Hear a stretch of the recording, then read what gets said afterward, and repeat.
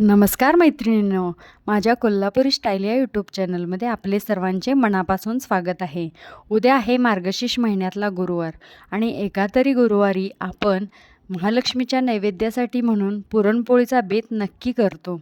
पण गुरुवारची पूजा मांडायची, त्याचबरोबर स्वयंपाकाची तयारी करायची, इतर कामं करायचीत. यामुळे आपल्याला पुरणपोळीचा स्वयंपाक करणे थोडेसे कठीण वाटते. पण मी आज तुम्हाला अशा काही खास टिप्स सांगणार आहे, त्यामुळं पुरणपोळी ही अगदी झटपट होऊन जाईल. तुम्हाला अजिबात कंटाळा येणार नाही किंवा पुरणपोळीचा स्वयंपाक करणे कठीण काम वाटणार नाही. चला तर मग आपल्या रेसिपीला सुरुवात करूया. पुरणपोळी करण्यासाठी मी या ठिकाणी 2 ग्लास हरभऱ्याची डाळ घेतलेली आहे. डाळ चांगली 1-2 वेळा स्वच्छ पाण्यानं धुवून घ्यायची आहे. नंतर कुकरमध्ये डाळ घालायची, 2-3 ग्लास पाणी घालायचं आहे, चमचाभर तेल घालायचं आहे. त्यामुळं डाळ चांगली शिजण्यास मदत होते आणि 4 शिट्ट्या काढून घ्यायच्या आहेत.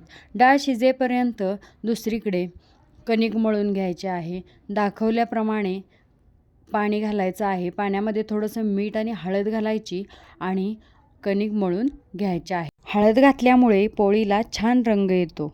त्यानंतर तेल लावून कणिक चांगली तिंबून घ्यायची आहे आणि थोडीशी सैलसरच मळायची आहे. कणिक सैल मळल्यामुळं पोळ्या एकदम मऊ लुसलुशीत होतात. कणिक मळून झाल्यानंतर ती थोडा वेळ भिजण्यासाठी ठेवायची आहे. कणिक मळून झाल्यानंतर दुसरीकडे गूळ घ्यायचा आहे. गूळ आपण किसून घ्यायला जातो तेव्हा बराच वेळ लागतो, म्हणून मी दाखवल्याप्रमाणे गूळ किसून घ्यायचा आहे. आपली जी किसणी आहे ती किसणीच गुळावरती घासायची आहे. त्यामुळे आपोआप सहजासहजी गूळ किसला जातो. दाखवल्याप्रमाणे तुम्ही गूळ किसून घेऊ शकता. त्याचबरोबर 4 शिट्ट्या झाल्यानंतर गॅस बंद करायचा आहे. कुकर थोडा थंड झाल्यानंतर डाळ गाळून घ्यायची आहे आणि डाळीतील पाणी वेगळं करायचं आहे. पाणी एका भांड्यामध्ये काढून घ्यायचं आहे. डाळ पुन्हा कुकरमध्ये घालून त्याच्यामध्ये आपल्याला जितक्या प्रमाणात गोड हवं आहे तितक्या प्रमाणात गूळ घालायचा आहे.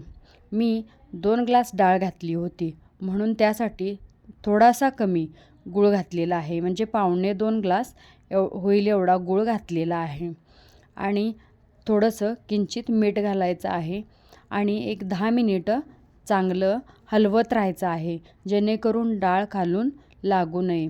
भरपूर असं पाणी सुटल्यानंतर थोड्या वेळानं पाणी आटायला सुरुवात होते आणि डाळ घट्ट होते.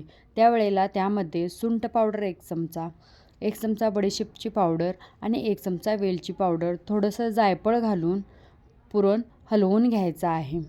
नंतर एका भांड्यावरती किंवा कढईवरती पुरणाची चाळण ठेवून गरम असतानाच पुरण वाटून घ्यायचे आहे. गरम असतानाच पुरण चांगले आणि पटकन वाटले जाते. हात भाजू नये म्हणून त्यासाठी पळीचा किंवा वाटीचा वापरसुद्धा तुम्ही करू शकता. त्यानंतर आपल्या कणकेचा एक गोळा घेऊन दाखवल्याप्रमाणे त्याचा उंडा करून घ्यायचा आहे आणि त्यामध्ये पुरण घालून छान असा गोळा करून पिठावरती पोळ्या लाटून त्यात तूप किंवा तेल लावून तुम्ही भाजू शकता. कणिक मळताना अशा प्रकारे जर तुम्ही तिंबून घेतली आणि थोडीशी सैल मळली तर नक्कीच पोळ्या पिठावरच्या जरी असल्या तरी त्या तेलावरच्या पोळीसारख्या एकदम मऊ लुसलुशीत होतात. त्याचबरोबर कुकरमध्ये डाळ शिजवल्यामुळं डाळ पटकन आणि एकदम मऊ शिजते. त्यामुळे पुरण वाटण्यासाठी एकदम कमी वेळ लागतो. गूळ किसण्यासाठी सुद्धा माझी ही टीप वापरल्यामुळे गूळ पटकन किसला जातो. अशा प्रकारे काही खास टिप्ससह आपली पुरणपोळी तयार झालेली आहे. तुम्ही सुद्धा अशा पद्धतीनं जर पुरणपोळ्या केल्या तर नक्कीच झटपटसुद्धा होतील आणि तेलावर आपण जशा पुरणपोळ्या करतो तशाच एकदम मऊ लुसलुशीत होतील. तुम्हाला माझी ही पुरणपोळीची रेसिपी कशी वाटली कमेंट करून सांगा. आवडल्यास लाईक करा, शेअर करा आणि अशा छान छान रेसिपीज पाहण्यासाठी माझ्या कोल्हापुरी स्टाईल या यूट्यूब चॅनलला अजून सबस्क्राईब केलं नसेल तर नक्की सबस्क्राईब करा.